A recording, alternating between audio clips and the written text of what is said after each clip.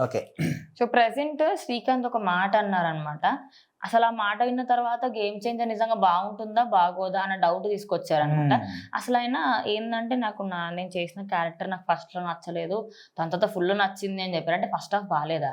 లేదు లేదు. అవన్నీ జస్ట్ ఒక రూమర్స్ మాత్రమే. ఓకే. సినిమా రాకముందే ఆ సినిమా గురించి అది ఎంత పెద్ద హీరో గాని నీట్‌గా చేయడం ఇప్పటి రోజులల్లా అలవాటయిపోయింది అందరికి అసలాయన గూడా. ఏమన్నాడు? అదే ఇప్పుడు ఒక ఇంటర్వ్యూ ఇస్తున్నప్పుడు కావచ్చు, ఒక ప్రెస్ మీట్‌లో మాట్లాడుతున్నప్పుడు ఆయన 'గేమ్ చేంజర్' సినిమా గురించి చెప్పాడు. మొత్తానికి అసలు ఈ 'గేమ్ చేంజర్' సినిమా మాత్రం 100% సంక్రాంతికి బాక్స్ బద్దలు చేస్తది ఖచ్చితంగా.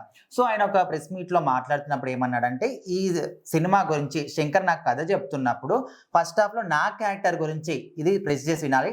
ఫస్ట్ హాఫ్‌లో నా క్యారెక్టర్ గురించి చెప్తున్నప్పుడు ఇదేంటబ్బా క్యారెక్టర్ ఇట్లా ఉంది, ఇది చెయ్యాలా? వద్దా? అనే విధంగా కొంచెం ఆలోచనలో పడ్డాడంట. ఎప్పుడైతే సెకండ్ హాఫ్‌కొచ్చేసరికి ఆయన క్యారెక్టర్ గురించి చెప్పాడో అప్పుడు మాత్రం అరే! ఇది గదా కథ అంటే, ఇది గదా క్యారెక్టర్ అంటే, ఖచ్చితంగా ఈ క్యారెక్టర్ చేయాల్సిందే ఫిక్స్ ఇంకా అనే విధంగా ఆయన ఫిక్స్ అయిపోయాడంట.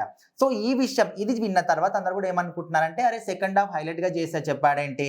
సెకండ్ హాఫ్ హైలైట్‌గా ఉంటుంది. ఫస్ట్ హాఫ్ బాగోదు అని ఫిక్స్ అయిపోయారింక. అసలు ఇంకా సినిమా గాని దానికి సంబంధించి ఒక ట్రైలర్ కూడా రాలేదు.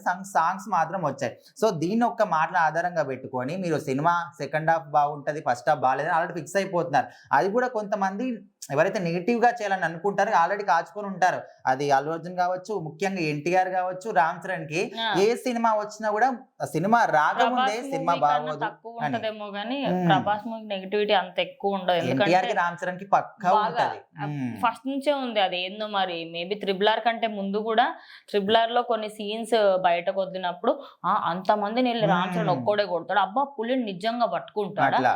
అంటే చాలా నెగటివిటీ ఎక్కువైపోయిందనమాట.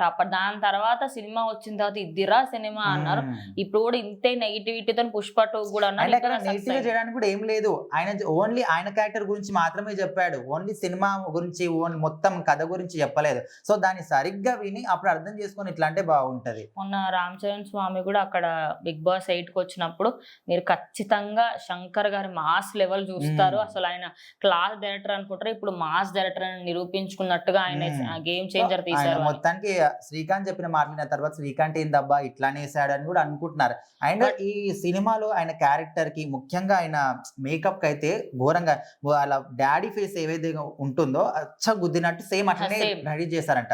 సో, వాళ్ళ ఇంటికెళ్ళినప్పుడు వాళ్ళ అమ్మ కూడా షాక్ అయిపోయారంట. సో, అప్పుడు ఆయనకు అర్థమైందంట. సో, ఖచ్చితంగా ఇది నాకు పర్ఫెక్ట్ క్యారెక్టర్ అనే విధంగా.